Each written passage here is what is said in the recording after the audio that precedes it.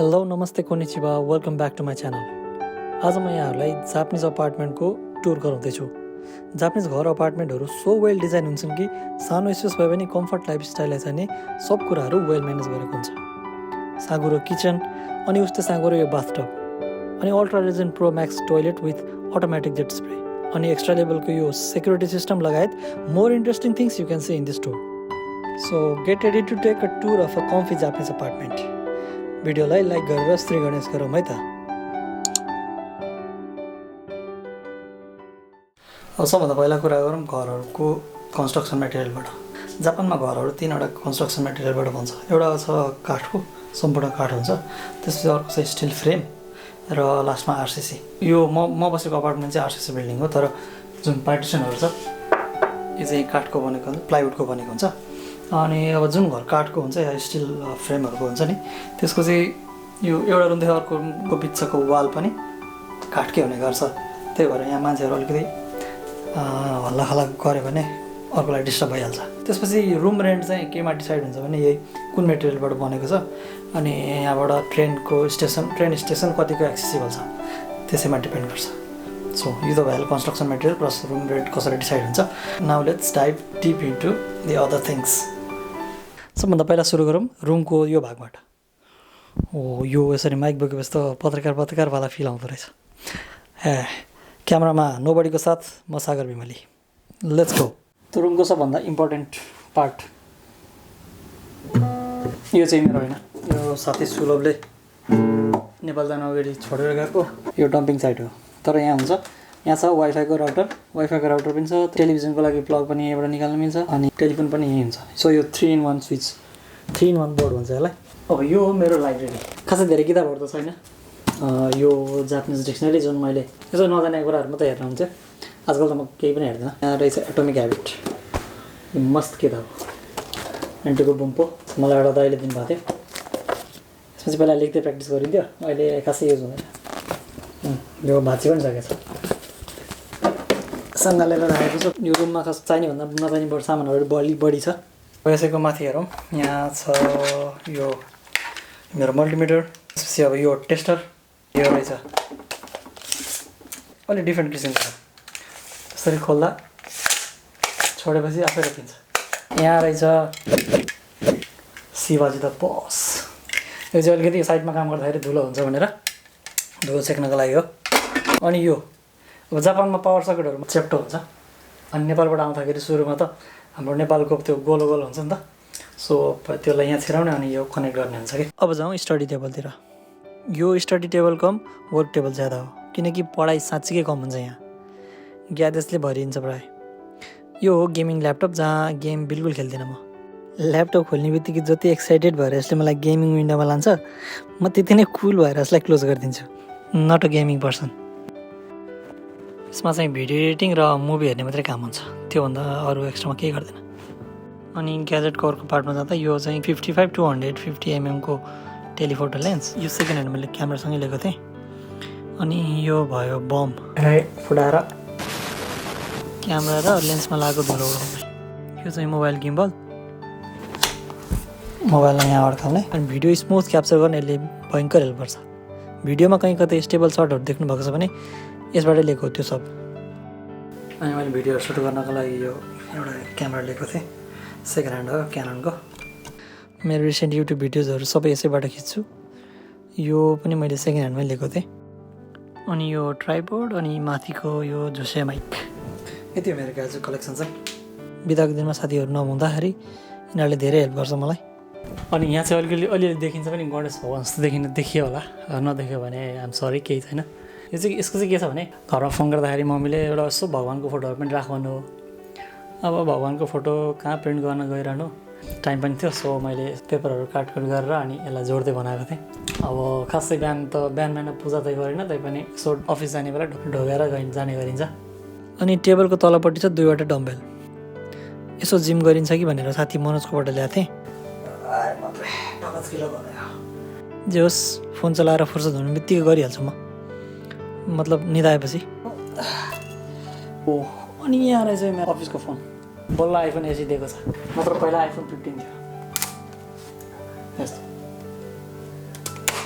कहिले पनि उस्तै पुरानै। अनि यहाँ चाहिँ म मोबाइल चलाउँदै सुत्ने गर्छु अनि एकछिन निदाउँछु पनि।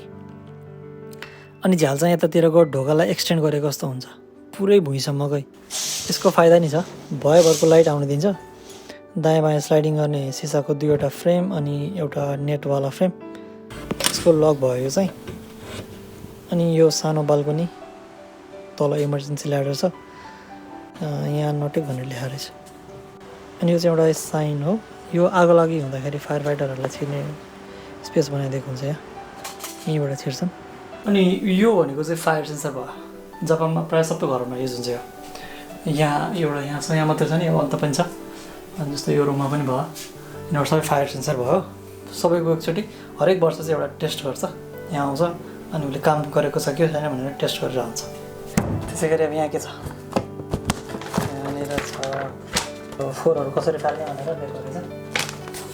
अनि यहीँ रहेछ कम्पनीको वेबसाइटको लागि फोटो खिच्ने भनेर आएको थियो। चट्ट देखिन्छ होला नि, म यो अब यो चाहिँ हो वाटर प्युरिफायर प्लस फिल्टर भनौँ न होइन। यो चाहिँ लास्टै फोन गरेको लिन्छस् कि भनेर लिएर आइदिएन त भनेर लिएर आएको। पानी महिनामा किन्नुपर्ने, अलिकति यसले मलाई घाटा दिइरहेछ। यो चाहिँ पुरै चाइल्ड लक सिस्टम रहेछ। यो पुरै चट्ट यहाँ उठाएर यहाँ थिचेर अनि मात्रै पानी झर्ने रहेछ।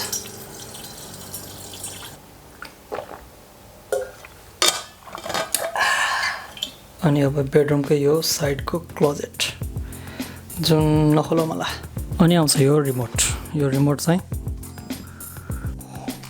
बत्ती। यो रिमोटमा डिफ्रेन्ट किसिमको बटनहरू हुन्छ, जस्तै अब यसले उज्यालो बनाउँछ, अलिक उज्यालो कम बनायो। अनि अब लाइटहरू पनि डिफ्रेन्ट हुन्छ, पहेँलो सबै बनाउन मिल्छ। अनि त्यो चाहिँ त्यहाँ चाहिँ एसी छ, अब गर्मीमा ठन्डा अनि जाडोमा हिटरको रुममा काम गर्छ।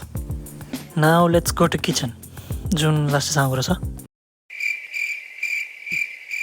भाइ हम तो सुरु होते खत्म हो गया यार। प्रायः सबैको ग्यास स्टोभहरू हुन्छ, तर मेरो चाहिँ इन्डक्सन छ। अनि यसैको माथि अब यहाँनिर के छ भने यसलाई के भन्छ, हो यही छ, जस यहाँको बाफहरू जान्छ, त्यसमा लाइट पनि छ।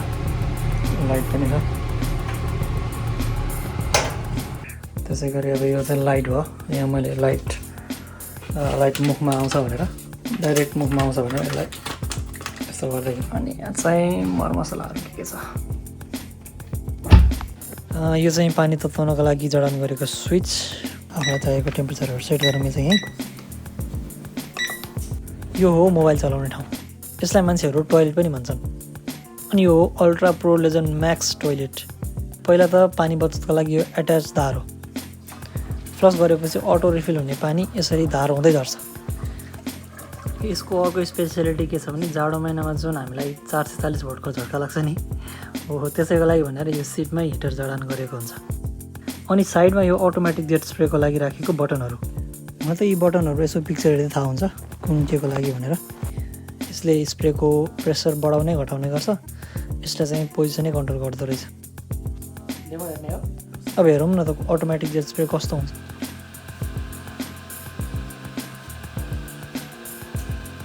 सो यति त थाहा भयो कि जबसम्म माथि सिटमा लोड पर्दैन तबसम्म नचल्ने रहेछ।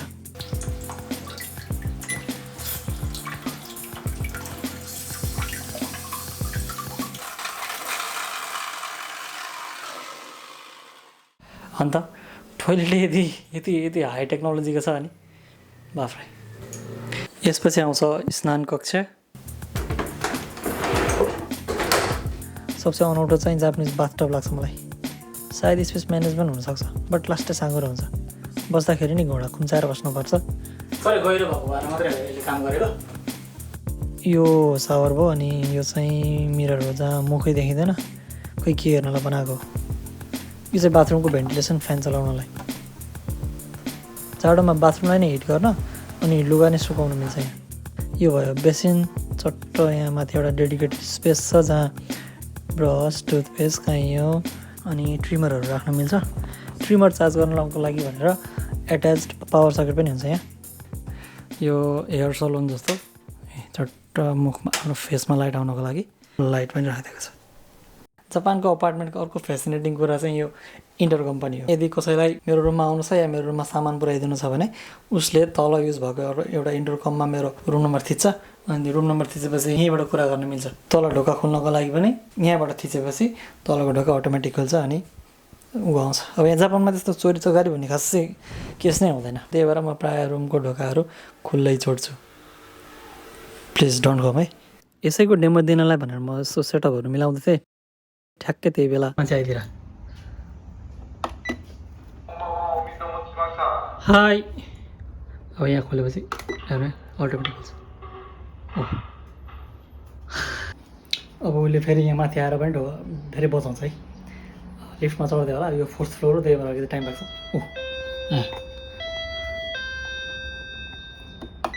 हाई।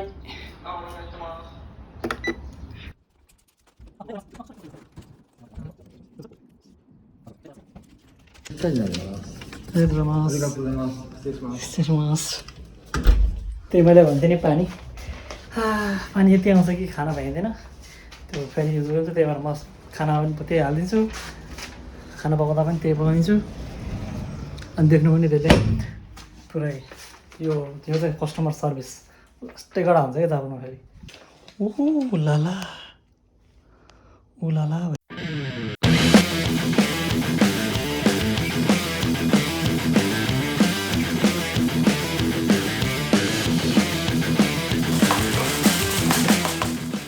तो मेरो यो भिडियो बनाउने उद्देश्य दुईवटा थियो। एउटा चाहिँ तपाईँहरूलाई मेरो रुमको अपार्टमेन्टको टुर गराउने, अनि अर्को चाहिँ रुम सफा गर्ने थियो। एक्चुअली अलग अलग फोहोरहरूको लागि भनेर अलग अलग प्लास्टिकहरू हुन्छ। फोहोर फाल्ने दिनहरू पनि छुट्टा छुट्टै हुन्छ। यो हो मेरो साइकल, कभर भइसक्यो। यो चाहिँ फोहोर फाल्ने ठाउँ, अनि यो हो मेरो अपार्टमेन्ट बिल्डिङ र यसको बाहिरको सराउन्डिङ। यो हो मेल बक्स, यसमा चिठी पत्र र बिलहरूभन्दा एडभर्टिजमेन्टहरू बढी आइरहेको हुन्छ।